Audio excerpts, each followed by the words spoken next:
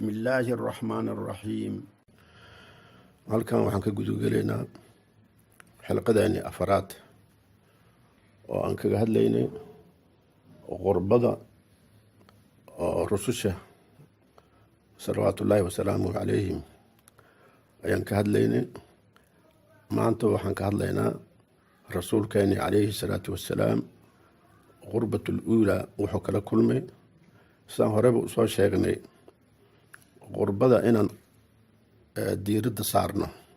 qurbatul uulaa waxay xiriir la leedahay qurbatu thaani oo uu rasuulka sheegay bada alislaamu rasuulka calayhi salaatu wassalaam uu sheegay bada alislaamu qariiban wasayacuudu qariiban kamaa bada. marka inaan isbarbar dhigno rasuulka calayhi salaatu wassalaam wixii uu la kulmay si marxaladda maanta aan ku jirno lala soo barbar dhigo oo aan ugu faa'iidaysano. allah subxaanahu wa tacaala wuxuu leeyahay qaala allahu tacaala بسم الله الرحمن الرحيم تبارك الذي نزل الفرقان على عبده ليكون للعالمين نذيرا الذي له ملك السماوات والأرض ولم يتخذ ولدا ولم يكن له شريك في الملك وخلق كل شيء فقدره تقديرا واتخذوا من دونه آلهة لا يخلقون شيئا وهم يخلقون ولا يملكون لأنفسهم ضرا ولا نفعا ولا يملكون موتا ولا حياة ولا نشورا.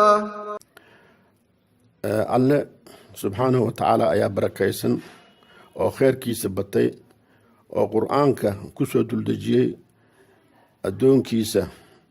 qur-aanka meeshan waxaa loo adeegsaday alfurqaan oo macnaha xaqa iyo baatilka kala soo ahya kusoo duldejiyey addoonkiisa si uu caalamku ugu ahaado mid u diga.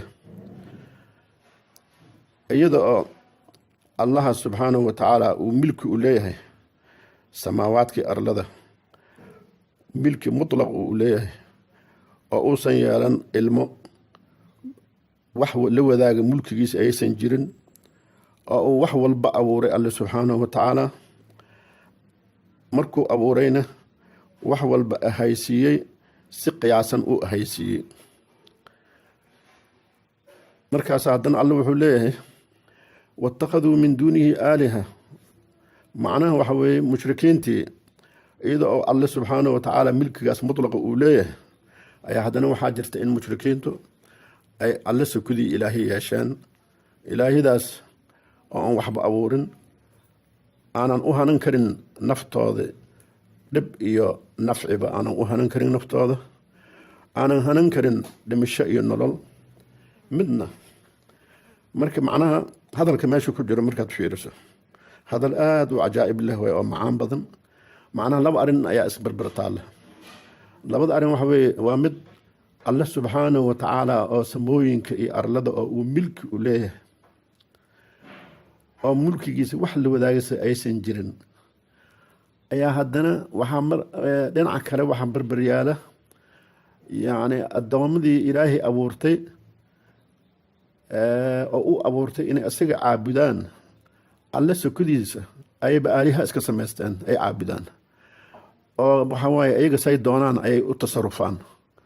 waatuu ilaahay meel kale ku lahaa afara'ayta man ittakhada ilaahahu hawaahu. marka waxaa weeye si kaley u tasarufeen noloshoodii, siday doonaan ay u dhaqmaan.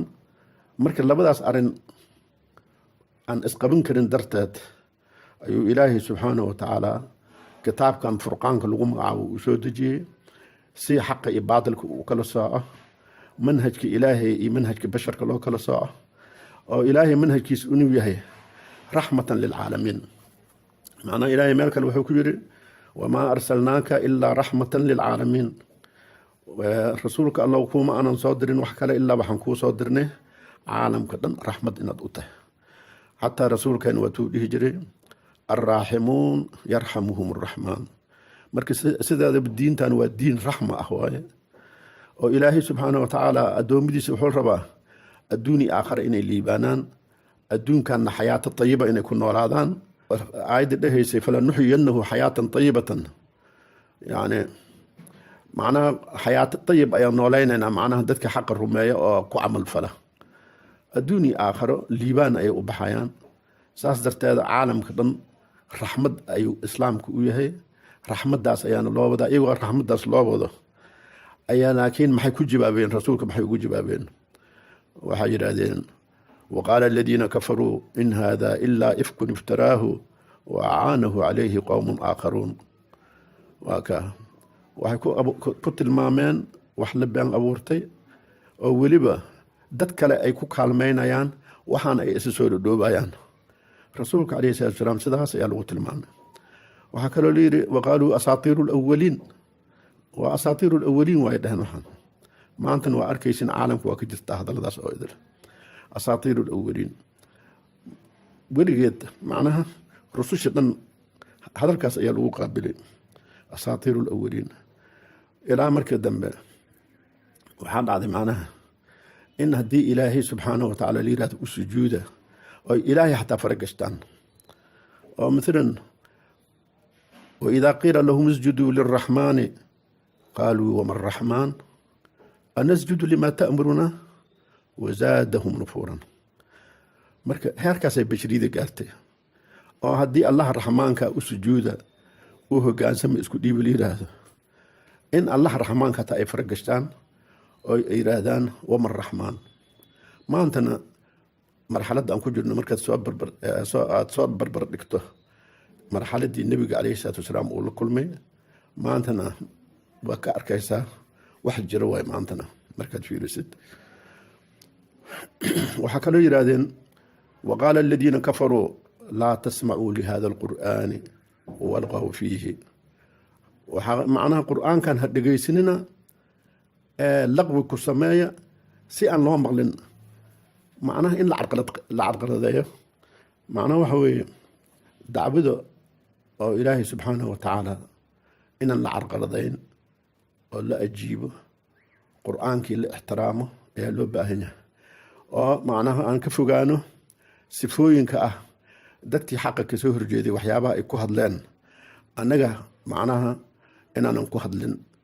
haddaan nahay bulshada islaamka sheeganayso, inay iyaga ay iska saxaan macnaha towxiidkoodii maxaa maaragtay qaldaad ku soo dheehmay, inay isfiiriyaan hawadoodii ilaah ma ka dhigtaan mismaya, inay isbaaraan. haddii iska helaan inay saafi yihiin alxamdulilah, yani maaragtay ilaahay ugu mahadceliyaan.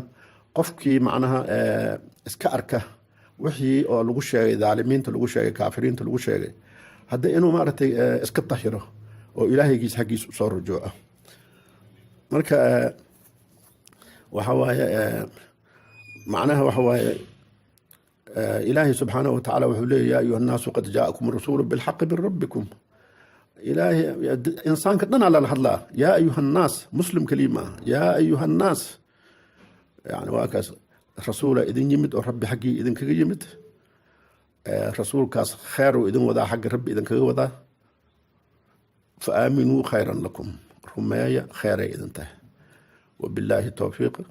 السلام عليكم ورحمة الله.